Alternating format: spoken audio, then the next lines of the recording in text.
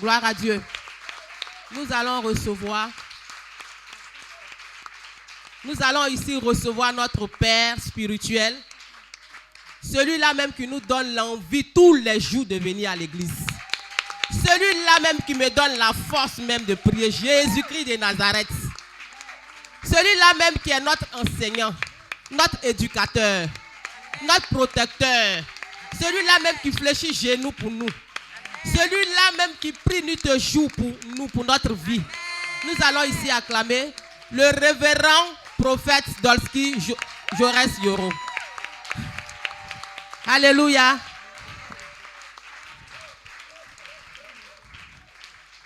Que le nom de Dieu soit béni. Amen.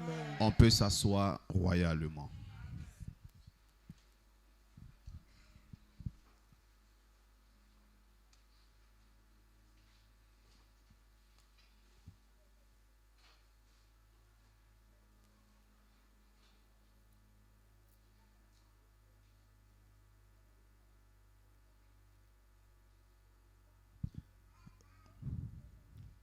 Ce soir, je vais t'apporter un message. Dis-toi que ce message ne concerne pas ton voisin. Il n'y a que pour toi que Jésus envoie son serviteur. Donc, assieds-toi très bien et ce que tu es venu chercher, tu le prends et tu rentres dans la paix du Seigneur. Alors, tu vas prendre la parole de Dieu dans le livre de Jean 9, verset 1. Jésus vit en passant un homme aveugle de naissance. Ses disciples lui firent cette question. Rabbi, qui a péché? Cet homme ou ses parents pour qu'il soit né aveugle?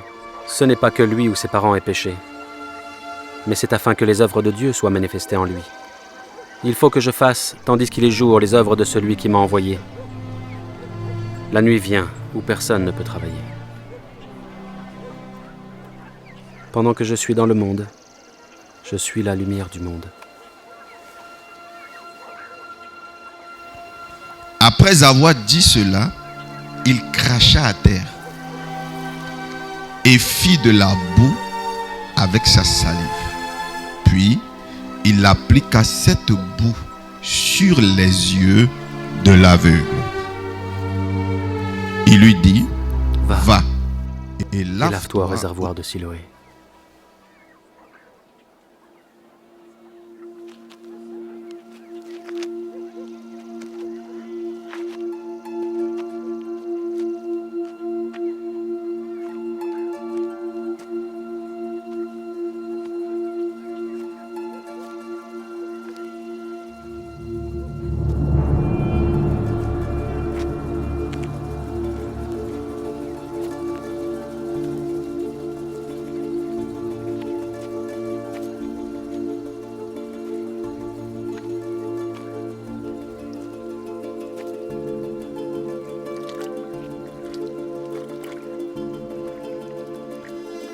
Il y alla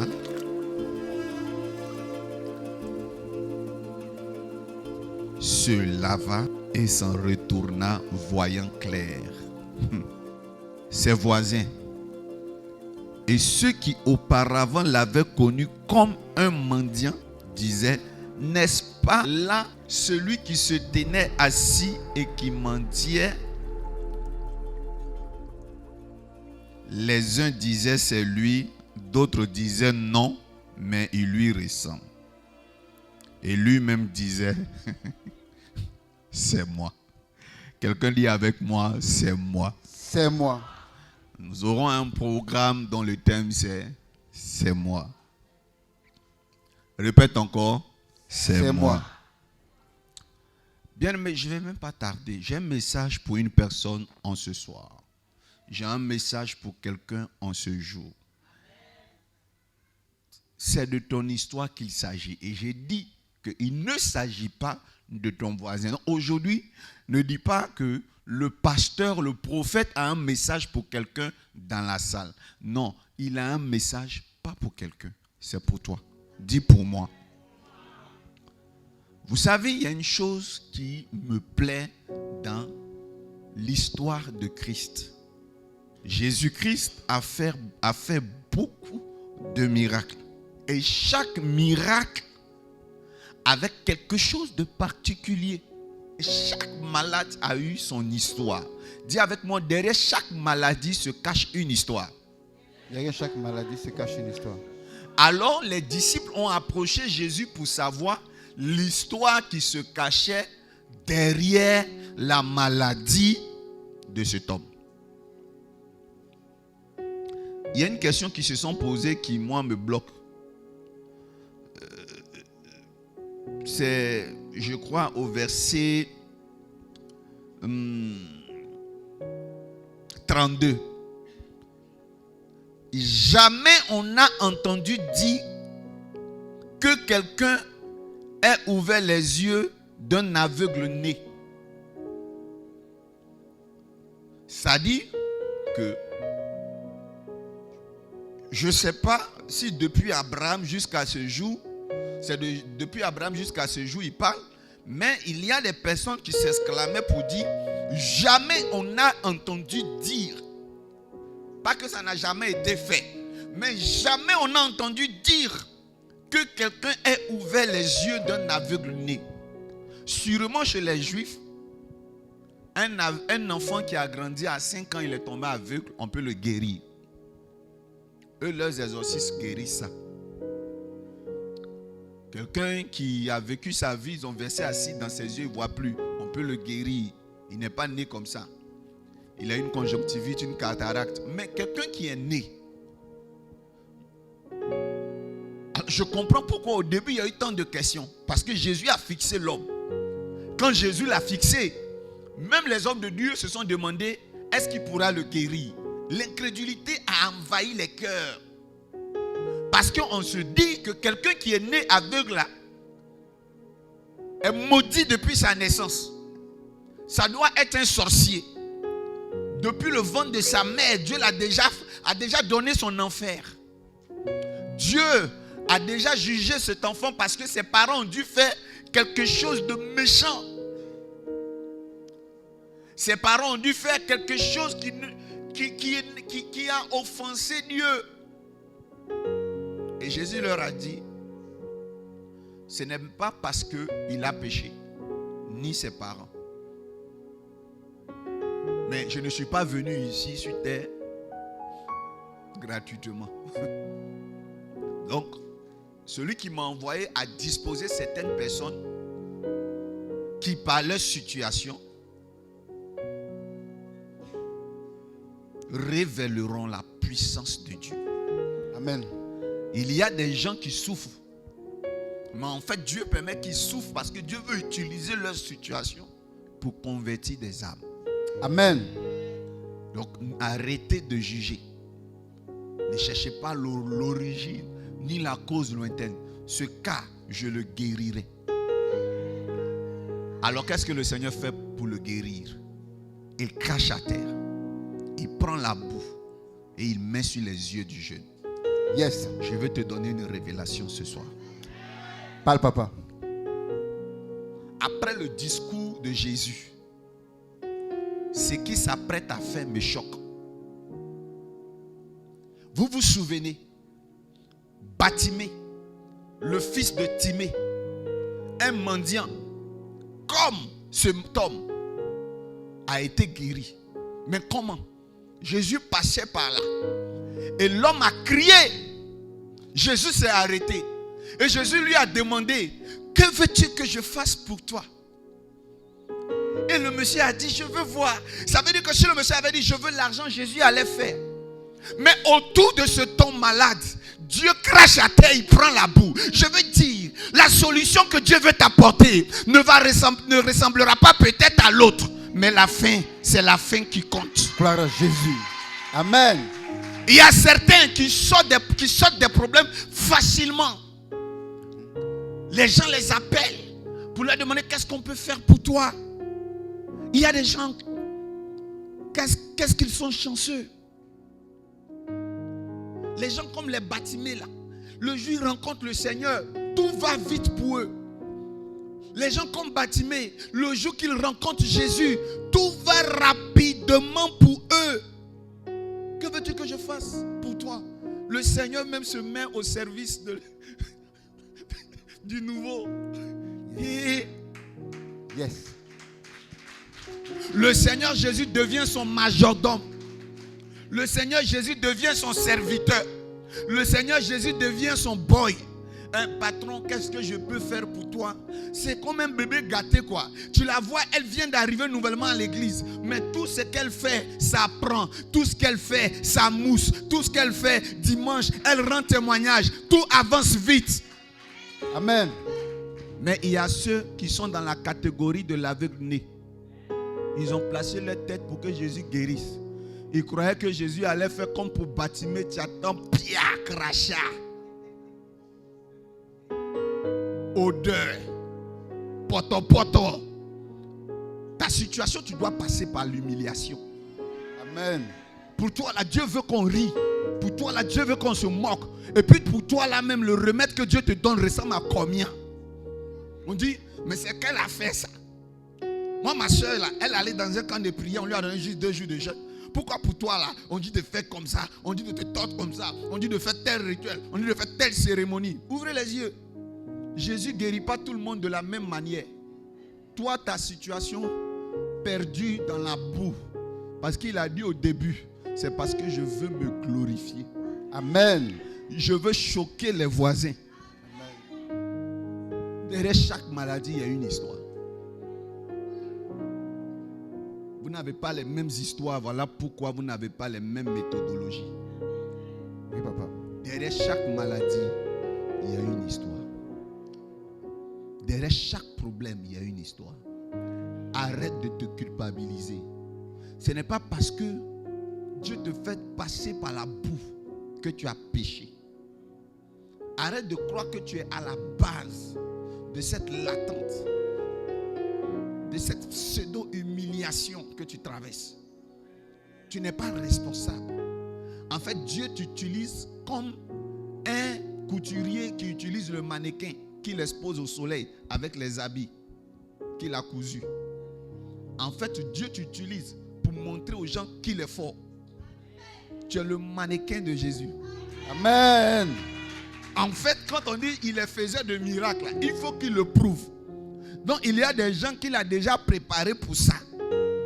Dieu a envie que dans l'histoire du miraculeux qu'il a exercé sur terre, on entend dire que voilà quelqu'un, une jeune fille, elle était là, on ne sait même pas, et elle souffrait au quartier ici, elle traînait dans la boue, les gens parlaient, la salive là, c'est l'humiliation. Vous savez, avant les gens, les bourreaux là, ils crachaient sur le visage de leurs esclaves pour les humilier. Vrai ou faux? Vrai. Qui voudrait qu'on crache sur lui ici ce soir? Personne ne va aimer dans les rues qu'on crache. Tu vas venir me dire, papa, mon patron a craché sur moi. Papa prie, Dieu va me donner un autre boulot. Vrai ou faux? Ça c'est vrai. Le Seigneur pour lui a craché à terre et il a pris la boue. La boue représente une épreuve. Une épreuve qui met mal à l'aise. Alléluia. Amen. Une épreuve qui met mal à l'aise. Les mêmes robes dans ta garde-robe. Les mêmes pantalons dans ta garde-robe. Tu en as 3 ou 4. Tu chéris ça précieusement. Jusqu'au dessous, tu en as 2, 3, 4. Il n'y en a pas beaucoup, les gens ne savent pas. Quand on te regarde, tu es souriant. Les gens même te demandent crédit. Est-ce que tu peux me prêter? Est-ce que tu peux me passer? Pourtant, c'est chaud sur toi. Tu es en train de passer par la salive et la boue. À côté de toi, il y a des gens dans la même situation que toi. Dès qu'ils prient seulement un peu, ils reçoivent pour eux. Mais à ton tour, tu vois Dieu cracher à terre. Alléluia. Amen. Il prend la boue, il met sur tes yeux. Tu t'attends à ce que tu sois guéri. Mais, Floco, il n'y a rien. Et maintenant, tu entends la voix de Dieu te dire, va rincer tes yeux à Silo, qui veut dire envoyer. Je peux parler à une personne. Parle, papa. Il y a un homme qui était malade depuis 38 ans au bord d'une piscine. La Bible dit que celui qui tombait dans l'eau, quand l'ange venait le remuer, celui-là était guéri. Les gens sautaient, ils étaient guéris. Les gens rentraient dans l'eau, ils guérissaient. Mais cet homme de 38 ans n'a jamais réussi à plonger parce qu'il n'avait personne. Qu'est-ce que Dieu a fait? Dieu lui a fait grâce. Dieu est venu lui dire quoi? Lève-toi, prends ta natte, il faut partir. Mais autour de cet aveugle-là, Dieu lui dit, va dans l'eau là. Moi, Jésus, je peux te dire tout ce que tu vois. Mais pour toi, ton cas seulement, tu dois plonger dans l'eau. Tu n'as pas à me rappeler que, non mais Seigneur, regarde à Bethesda, tu as regardé un gars en face, tu lui as dit simplement, prends ton lit, lève-toi. Pourquoi à mon tour, je dois aller plonger dans l'eau? Je vais quitter ici, marcher de quartier en quartier. Silo représente l'ange de Dieu. Silo veut dire envoyer. Ange veut dire aussi envoyer. Silo veut vouloir dire Gabriel. Gabriel veut dire homme de Dieu. Qui dit homme de Dieu dit église. Quand Dieu commence, il veut que tu ailles à un point précis pour recevoir ton miracle. Il y a des personnes, ce n'est pas au bord du chemin, comme pour Bartimée, que vous allez recevoir votre miracle. Amen. Il faut te déplacer. Il y a un homme là-bas qui va te laver, tu seras propre. Amen. Seigneur, montre-moi mon silo. Seigneur, montre-moi l'envoyé. Chez qui j'irai enlever cette honte. Yes. Chez qui j'irai enlever l'opprobre. Qui va me laver. Quelqu'un qui ne va pas se moquer de moi. Amen. Quelqu'un qui va m'accepter comme je suis. Amen. Et la Bible dit que l'aveugle se lavait. Il s'est lavé. Et il fut comment? Propre. Il était clair. Il y a une rencontre qui changera ta destinée. Amen. Si tu me donnes un bien amen, un bon amen, c'est que c'est de toi que je parle, non? Si tu me donnes un bon amen, c'est que je suis en train de décortiquer un point réel dans ta vie, non? Au nom de Jésus. Il y a des connexions. C'est-à-dire que il a, malgré la boue sur ses yeux, accepté les humiliations, marché qu'on le regarde. Et il est arrivé à Silo, il s'est lavé. Quand il s'est lavé, il est devenu propre. Propre. C'est-à-dire que ce n'est même pas, c'est lui-même qui était propre. Non seulement il a vu clair, mais il est devenu propre. Vous savez pourquoi j'ai dit ça? Excusez-moi. Est-ce que tu sais que si tu fermes les yeux, que tu retournes au quartier, tout le monde va te reconnaître? Qui est d'accord? Si tu portes des lunettes, quand tu retournes au quartier, les gens vont te reconnaître. Mais la Bible dit que cet homme-là, ses voisins ne le reconnaissaient pas. Les gens se battaient. Parce que l'eau de Dieu, ça ne cible pas seulement le problème pour lequel tu es venu à l'église. L'eau de Dieu, ça lave généralement ta vie. Ça touche la généralité. En plus de tes yeux, il te djégait, il te tchatcho, il te prépare, il te dépose, il t'arrange, il te fait déménager, il te positionne. J'ai la joie d'annoncer à une personne que là où on t'avait vu, on revient à la même place. On ne te trouve plus parce que Dieu t'a enlevé, il t'a fait déménager. On ne reconnaît plus le gars là. On ne reconnaît plus la sœur. Qu'est-ce qui s'est passé? Qu'est-ce qui s'est passé? Est-ce que c'est vraiment elle? D'autres disent non, ce n'est pas elle. Certains disent non, mais c'est elle parce que sa situation même financière a changé. Yes. Changement. C'est quelle eau dans laquelle on lave un mendiant aveugle? Il guérit. Sa morphologie change. Et sa situation financière change. Parce qu'on ne disait plus, ce n'est pas l'aveugle, on dit ce n'est pas le mendiant. Ça veut dire que non seulement il commençait à voir clair, mais il n'était plus mendiant. Parce que s'il avait vu clair et qu'il était retourné s'asseoir pour mendier, on pouvait dire que c'est encore lui. Jésus. Jésus. Amen. Et Yes. les apôtres ne savaient pas.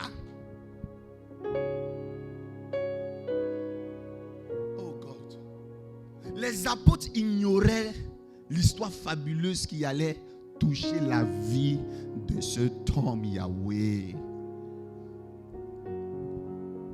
Les apôtres étaient ignorants de ce qui allait bientôt affecter l'histoire, affecter la vie de cet homme. Jésus n'avait pas programmé la guérison seulement. Il avait programmé la restauration sociale de ce jeune. Amen. Jésus avait programmé. Vous voyez, quand souvent vous venez à l'église, vous croyez que vous voulez vous focaliser sur un problème. Jésus n'est pas là pour résoudre un problème. Non, non, non, non. Il est là pour résoudre le problème de votre vie. Yes, Father. Lorsque Saül, pressé par son père, est sorti très tôt le matin pour chercher les ânesses de son père. Lorsque Saül cherchait et qu'il n'a pas trouvé, on lui a dit, va, il y a un prophète, un homme de distinction, c'est un voyant. Il va te dire où sont cachées tes ânesses. Quand Saül est venu voir l'homme de Dieu, Saül dit à l'homme de Dieu, je cherche les ânesses de mon père depuis ce matin, je ne trouve pas. Et l'homme de Dieu lui a dit, voici l'homme. Il dit, je ne comprends pas, homme de Dieu. Il dit, tu es l'homme. Il dit, ah, non, homme de Dieu, je m'appelle Saül. Je dis, mon papa, ses ânesses sont perdues. L'homme de Dieu dit, tu seras roi d'Israël. Homme de Dieu, je sais que tu m'aimes beaucoup, mais je viens de la tribu de Benjamin. Je ne viens pas de la tribu de Juda. Moi, je sais, un jour, peut-être, je serai roi. Même pour l'instant, je dois payer ma maison. Pour l'instant, là, je dois un crédit, c'est urgent, homme de Dieu. Et puis le Seigneur dit, couche-toi, demain je te dirai où sont passées tes ânesses. Mais mets-toi en genoux, que je te oigne roi. Pendant que toi, tu as des petits sujets de prière, Dieu voit grand pour toi. Amen. Mais vous savez, en général, ce sont les petits sujets qui vous ont amené à l'église, qui font de vous des rois. Amen. En fait, Dieu se sert d'une situation trouble. Il te rend aveugle pour que tu viennes à l'église. Pas pour que tu guérisses de la cécité, mais pour que ta vie sociale change. Voilà pourquoi j'ai l'habitude de dire à mes enfants qui ont des petits sujets, je ne suis pas là pour prier pour des sujets comme ça. Je suis là pour ta réussite. Amen. Parce qu'aujourd'hui, là, te marier, c'est un sujet de prière. Mais il y a beaucoup de femmes mariées qui cherchent à sortir dedans. Il faut dire amen bien. Amen. Il y a des femmes, leur sujet, c'est enfant. Mais il y a beaucoup de femmes qui ont mis au monde des sorciers, qui ont mis au monde des bandits, qui ont mis au monde des enfants qui les convoquent à la police. Oui, il y a une vérité que je peux dire à un chrétien avant de terminer. Est-ce que je peux vous dire la vérité? Parle, papa. Les petits sujets de prière, donnez ça à maman Priska, à papa Seka, au prophète Lange. Ceux qui peuvent prier pour ça, ils vont prier. Moi, je ne prie pas pour les petits sujets de pleurs. Souvent, même quand vous pleurez à mauve, papa, il m'a mis dehors. Et c'est pas lui qui t'a créé. Un jour, pendant qu'il sera en train de demander des emplois, à sa grande surprise, c'est l'entreprise à la tête de laquelle tu es qui va l'embaucher. Amen. Ne liez pas votre vie à la destinée d'un homme. Amen. Pour des choses, des conneries des hommes, vous pleurez, ne pleurez plus. Vous avez la royauté sur votre vie. Amen. Dieu est capable de vous élever au-delà de ce que vous imaginez. Si un voisin ne te respecte pas, si un homme ne te respecte pas, bien-aimé, ne pleure pas pour ça. Les mêmes voisins qui se sont moqués de toi, les mêmes voisins qui se sont moqués de toi. Aïe, aïe, aïe, est-ce que je peux poser la prophétie? Oui, papa, vas-y, papa, parle, papa. Les mêmes voisins vont parier sur ton identité. Amen. Il y a un groupe qui va dire, c'est pas celui de qui on se moquait. Et il y a un autre groupe qui va dire, non, ce n'est pas lui. Je parle à mon commandement. Amen. Que aucun homme ne dirigera ta vie parce que tu es spécial. Aucun homme ne dirigera ta destinée parce que tu es spécial. Si tu donnes un amen bien, je pose quelque chose de réel. Je déclare que la personne qui te fait pleurer, cette personne ne te reconnaîtra pas demain parce que c'est toi qui enlèveras la honte de ta famille au quartier. La dernière fois qu'on l'avait vu, il y a un homme de Dieu qui avait pris la boue et la salive pour mettre sur ses yeux. L'homme de Dieu, là, quand il a fait, nous on s'est moqué. Pourquoi? Parce que les autres malades, là, ils parlent et puis ils guérissent. Mais notre frère, là, tellement il est maudit. Ils ont pris poto pour mettre sur ses yeux, il n'a pas vu. On lui a dit d'aller se rincer. Après, on n'a plus entendu parler de lui. Est-ce que même il a pu guérir? Il y a des gens qui ont dit, quoi? Cet escroc qui a prié pour la gâte, il ne va pas guérir. Un gars même, non, c'est un maudit. Mais j'ai la joie de leur annoncer. Oui, papa. Que le maudit là, que vous avez vu là, celui que vous avez appelé le maudit là, je suis en train de vous annoncer qu'il arrive au quartier. Mais différemment. Le véhicule qui roule pour arriver là, ce n'est pas un ministre, ce n'est pas un président, c'est bel et bien lui que vous avez appelé maudit. Moi-même, mes parents m'ont donné un nom, mais vous m'appelez maudit. Mes parents m'ont donné un nom, mais vous m'appelez aveugle de naissance.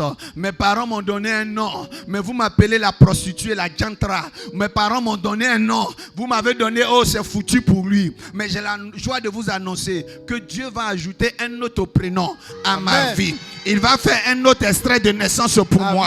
Je commence à décoller le drone au-dessus de quelqu'un qui dit bien amen, afin que la gloire de Dieu arrive au nom de Jésus-Christ de Nazareth. Amen. Pourquoi je sens l'onction plus que quelqu'un ici? Ce n'est pas normal. Amen. Dis c'est moi. C'est moi. Les gens disent non, ce n'est pas lui. Mais regarde, tu leur diras c'est moi. Les gens disent est-ce que c'est vraiment elle? Les gens diront ce n'est pas elle, ce n'est pas elle. Ils vont commencer à parier, mais toi tu diras c'est moi. Ce soir répète avec moi. C'est moi qui enlèverai la honte de ma famille. Dis c'est moi qui enlèverai la honte de ma famille. C'est moi qui enlèverai la honte de ma famille. Merci Seigneur. Merci Seigneur. Pour ma vie. Pour ma vie. Répète avec moi maintenant. Mes mains conduiront. Mes mains conduiront des voitures de luxe. Des voitures de luxe. Mes mains conduiront. Mes mains conduiront des voitures de luxe. Des voitures de luxe. Je suis propriétaire de maison. Je suis propriétaire de maison. Hey, vous savez, vous avez vécu dans la location. Souvent même on vous a mis dehors. Souvent on vous a jeté dehors. Lucier, c'est votre histoire. Ce n'est pas parce que vous êtes maudit. J'ai dit, c'est votre histoire. Amen. C'est votre histoire. Amen. Je crois que votre histoire fait que votre miracle est différent des autres. Amen. Il faut appuyer un bon amen. Amen. C'est mon histoire qui fait que... Oh, regarde, ne te compare plus aux autres. Amen. Ne te compare plus à qui que ce soit. Amen. Regarde, je veux que tu saches à partir d'aujourd'hui que tu ne dois plus pleurer pour la moquerie des uns et des autres. Amen. Je veux que tu retiennes une chose. Jésus a préparé une chose pour toi qui est différente de tes voisins. Amen. Dieu crée des troubles dans ta vie parfois pour te positionner. Yes. Dieu permet même qu'on t'oublie. Non, mais avant même qu'on t'oublie, Dieu permet qu'on regarde ton humiliation. Amen. Vous savez, il y a des gens qui peuvent accepter de souffrir, mais tant que c'est en privé. Oui. Le Seigneur va faire qu'ils vont non seulement couper courant chez toi, mais les gars de CIE vont porter leur dernier costume.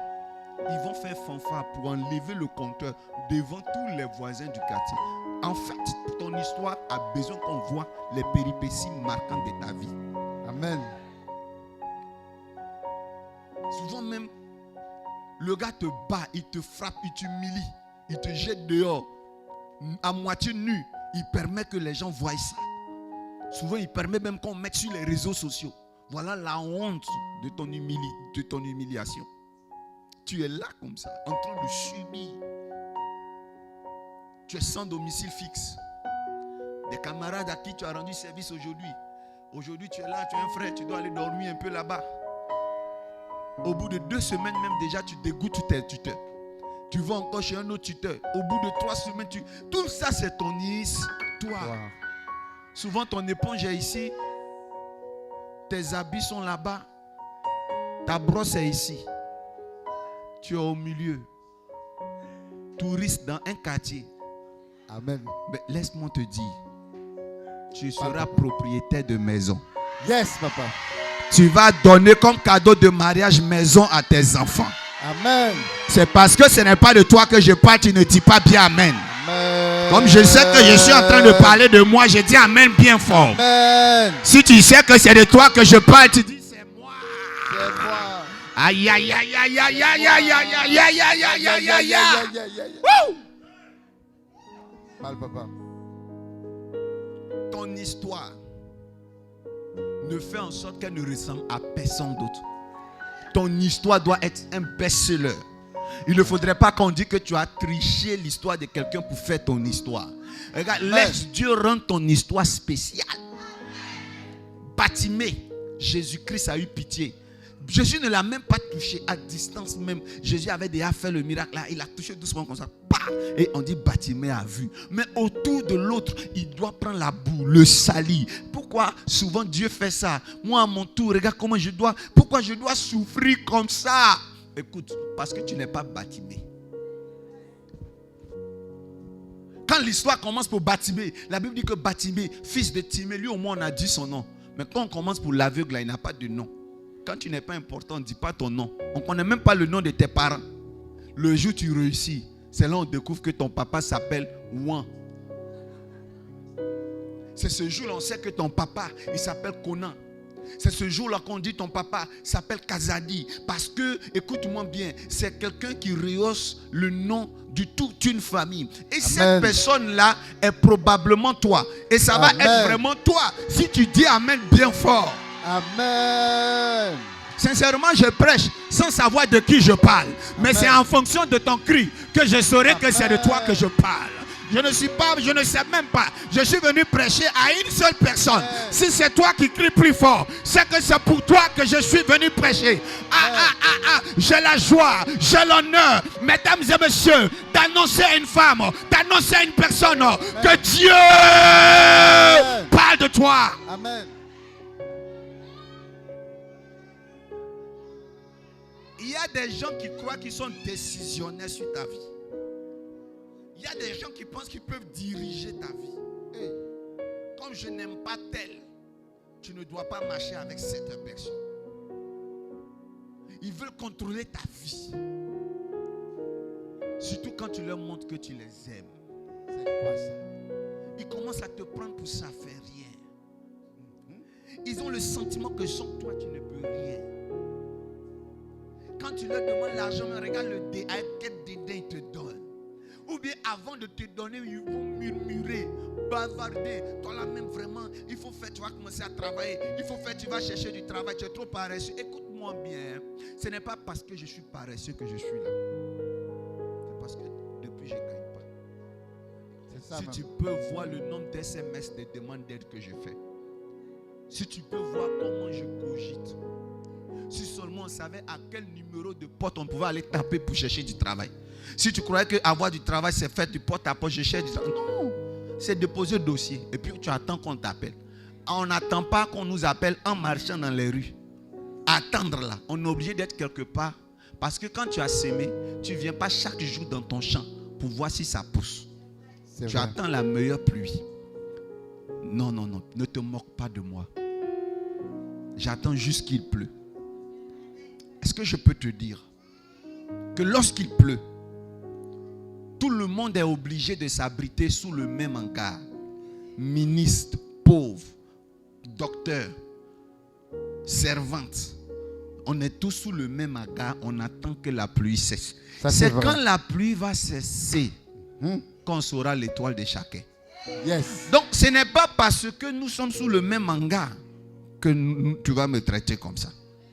C'est parce qu'il pleut. Quelqu'un dit avec moi, c'est parce qu'il pleut. C'est parce qu'il pleut. Mais le Seigneur a prévu mon Siloé. Yes. Regarde, ce que je vais dire, c'est une prophétie. Je vais t'annoncer un Siloé ce matin. Amen. À partir de 7h du matin. Amen. Si tu dis Amen, c'est que tu crois Amen. fondamentalement à cette prophétie. Amen. Je dis, il y a un Siloé pour toi. Dis Amen, Amen, Amen. Amen. Vous savez, la réserve de Silo, c'est une eau qui a été réservée pour ceux qui n'ont pas les moyens d'aller à l'hôpital. C'est une eau qui a été réservée pour ceux qui n'ont pas de relation dans la société. C'est une eau qui a été réservée pour ceux à qui on a refusé le bonheur, pour ceux à qui on a refusé le mariage. La réserve de Siloé est la fontaine pour ceux-là qui n'ont plus de parents. Merci Jésus. Est-ce que vous savez comment on fait pour boire dans cette eau-là? On boit dans cette eau seulement et seulement si on dit bien Amen. Amen. La seule cuillère qui peut te faire boire dedans là, c'est ta foi. Amen. Je n'ai pas un oncle qui est PDG qui peut me faire rentrer. Même ceux qui sont ministres là même, est-ce que quand je vais appeler, ils vont décrocher? Donc ma chère, je prie. Il y a des gens qui disent que c'est quand on devient paresseux qu'on transforme sa paresse par la prière. Mais j'aimerais dire au plus courageux, il n'est pas facile pour lui-même de prier de 4h à 6h du matin. La prière n'est pas le travail des paresseux. Yes. La prière c'est un sport, mais qui donne des résultats. Amen. Et je veux déclarer à une personne, il y a des gens qui se disent courageuses, des courageux qui marchent des kilomètres et qui n'obtiennent rien. Mais il y a des personnes qui ne bougent pas, qui prient et qui changent les situations.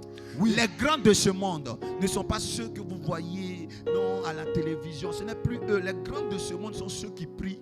Parce que ceux qui prient contrôlent le monde. Parce que ceux qui prient de leur position influencent leur situation. Yes. Et j'ai la joie de t'annoncer que Dieu a entendu tes prières. Yes. Aujourd'hui même, Dieu a entendu tes prières. Yes. Dis avec moi, c'est moi. C'est moi. Dis encore, c'est moi. C'est moi. Je crois que ce message t'a fait du bien. Amen. Acclame fortement le Seigneur Jésus. Est-ce que quelqu'un a été béni? Amen. Balance les mains et montre-moi que tu as été béni.